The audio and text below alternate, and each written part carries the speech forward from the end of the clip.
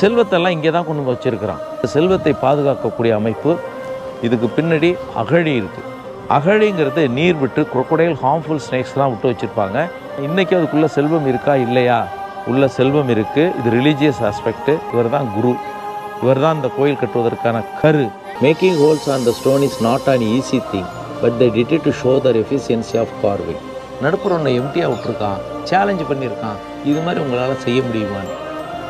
ஏதாவது ஒரு சிற்பம் ஒரு டிஃபெக்ட் இருந்துச்சுன்னா we have to do again. எல்லாத்தையும் பிரிச்சுட்டு செய்ய வேண்டியது தான்.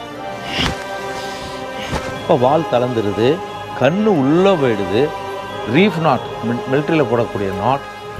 சவுண்டை பாருங்க.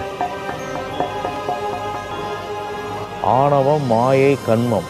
ஆணவம் மாயை கண்மத்தோடு அந்த உயிர் இணைஞ்சிருந்தால் கடவுள் நம்மளை விட்டு எட்டி போயிடுவார். நம்ம கையில் ஒன்றும் இல்லை. சிவன் சொத்து குலநாசம்.